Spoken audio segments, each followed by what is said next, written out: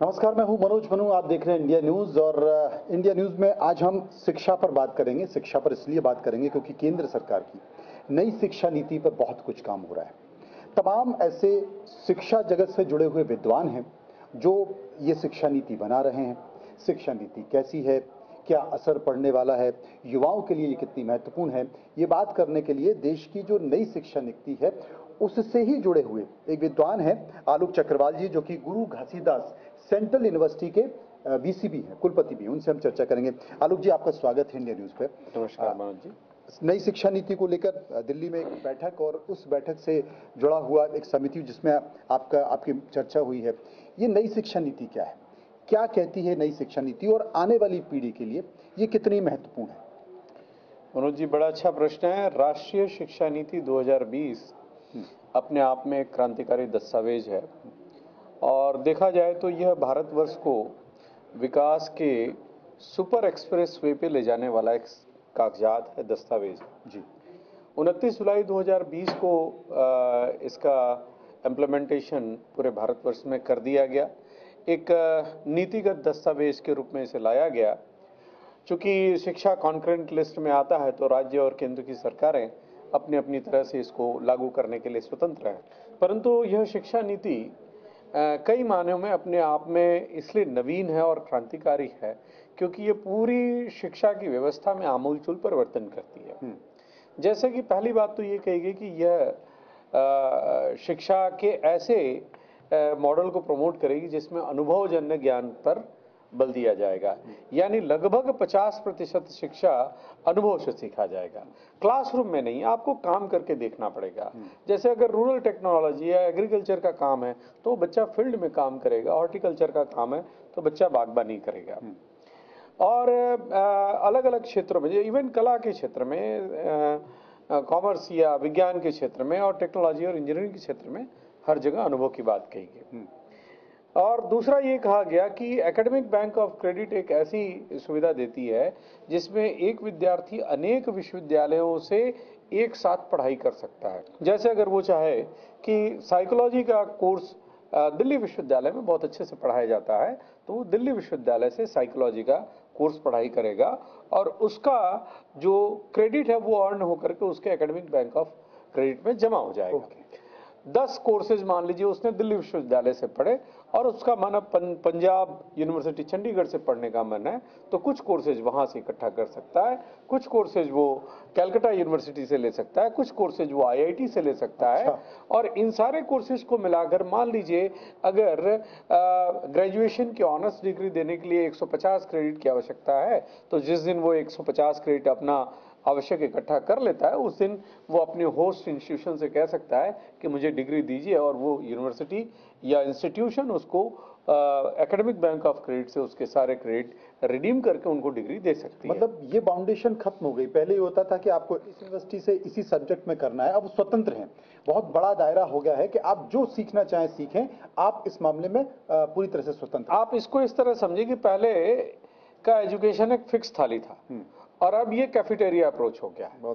यानी फिक्स थाली में आपको पता था कि ये दाल है, ये चावल है, ये सब्जी है और सब्जी भी वही मिलेगी जो सर्व किया जाएगा।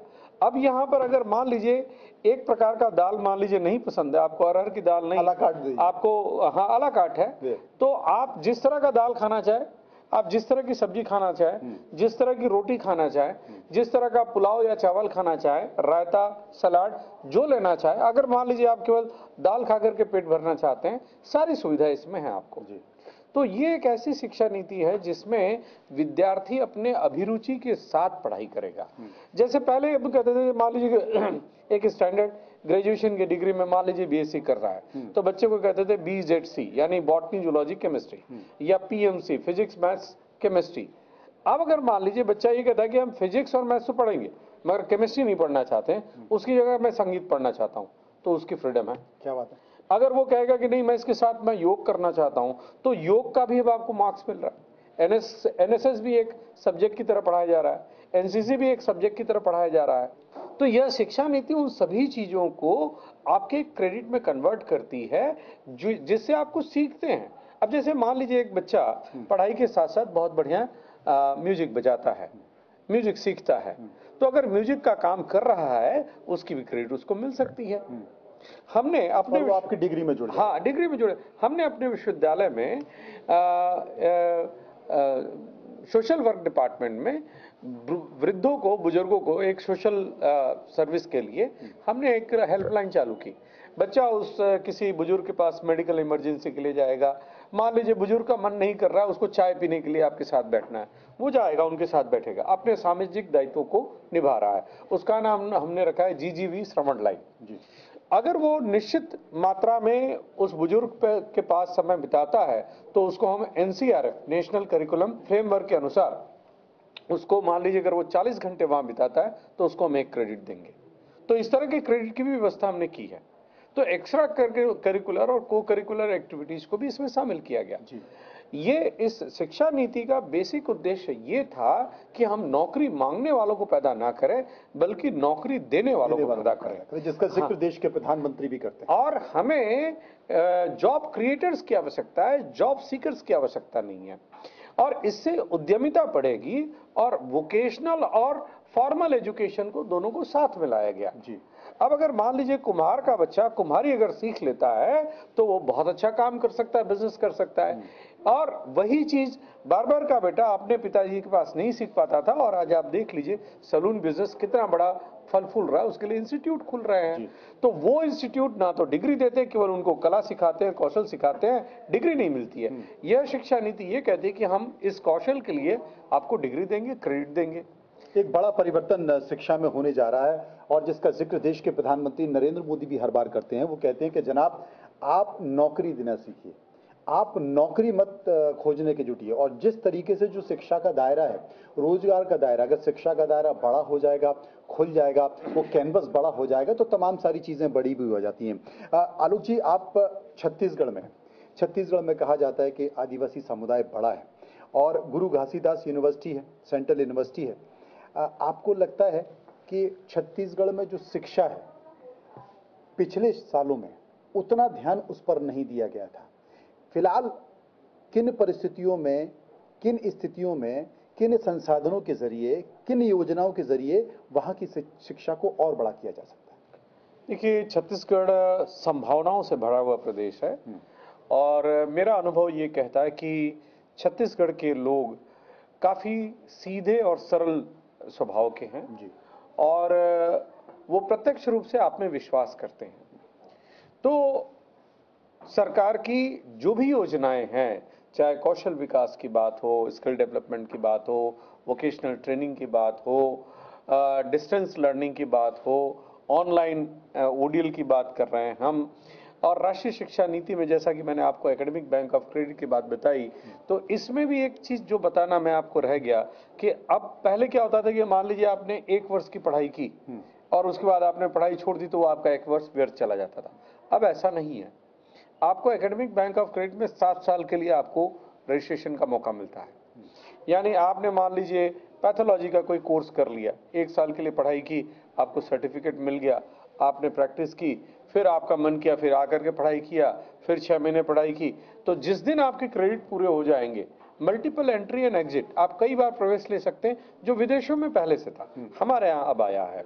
तो छत्तीसगढ़ के लोगों के विकास के लिए मुझे लगता है कि राष्ट्रीय शिक्षा नीति को अगर समग्र रूप में लागू कर दिया जाए तो इससे बड़ा कोई उनका भला या कल्याण का कार्य नहीं हो सकता है। मुझे लगता है कि हमारे जो ट्राइबल्स हैं, अब उनके यहाँ देखिए जैसे बैगाज है, मैं आपको बताऊं तो बैगाज की जो कला, उनको जो जड़ी बूटियों की जानकारी है, या मान लीजिए जो हमारे जनजाति बंधु लोग हैं जो वन क्षेत्रों में अपना कार्य करते हैं, तो उनके प्रोडक्ट को अगर हम मान लीजिए मार्केट में लेकर के आते हैं, उनकी जो कलाएं उनको शिक्षा के माध्यम से और ज़्यादा परिष्कृत करते हैं, तो इसमें पूरे छत्तीसगढ़ के वासियों का मुझे लगता है कि विकास का एक बड़ा संभावना दिखाई देती है, और उसमें शिक्षा नीति अपने आप में बड़ी भूमिका निभा सकती है। पूरे अगर ट्राइबल इलाकों को देखा जाए, क्योंकि छत्तीसगढ़ 3 राज्यों को ऐसे जोड़ता है जिसमें झारखंड भी है, आंध्र प्रदेश भी है और छत्तीसगढ़ भी है, नक्सली बेल्ट भी है और ज़्यादातर नक्सली इसी बेल्ट में सक्रिय हैं।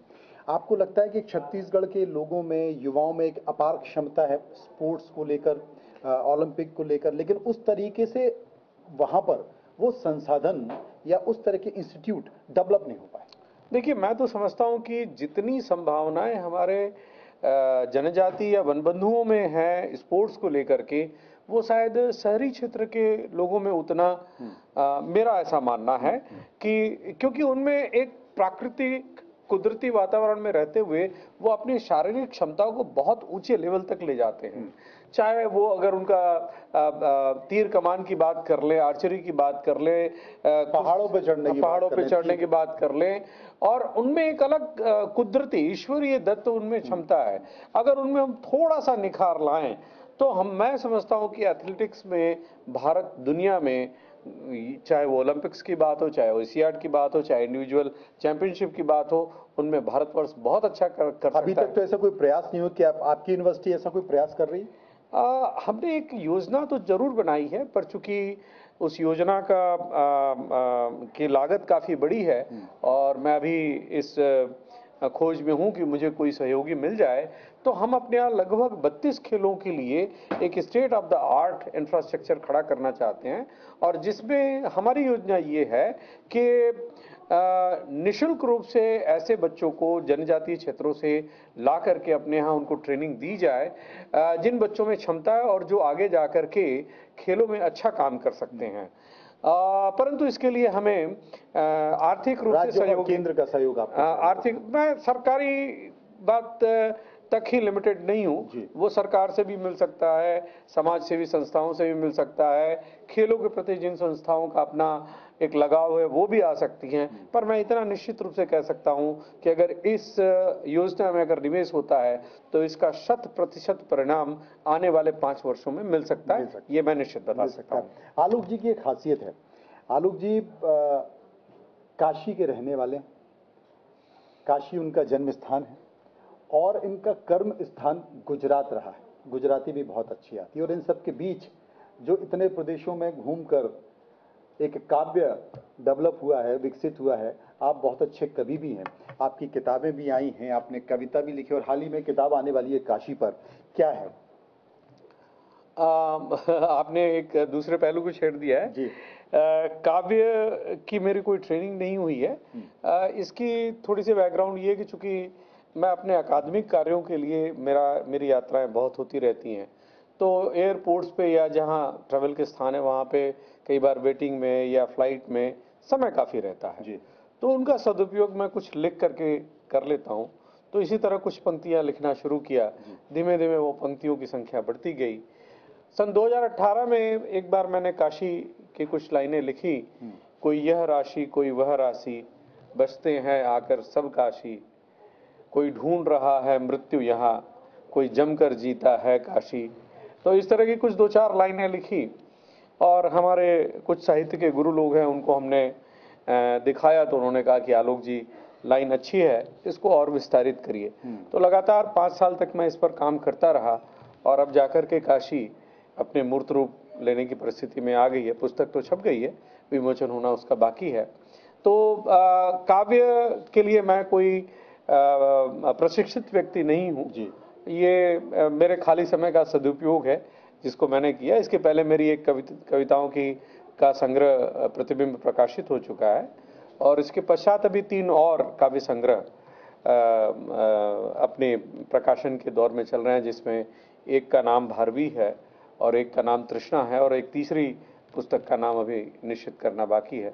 तो ये काव्य का छोटा मोटा काम इस तरह ही चलता रहता है। जी, आपने हमसे बात की आलोक जी, आपका बहुत बहुत शुक्रिया। और निश्चित तौर पर आप जो प्रयास कर रहे हैं शिक्षा को लेकर, नई शिक्षा नीति को लेकर, आदिवासी युवाओं के किस तरीके से विकास किया जाए, तमाम संभावनाओं को तलाशा जाए, खेल को कैसे तलाशा जाए, आपको हमारी तरफ से ढेर सारी शुभकामनाएं। धन्यवाद, नमस्कार।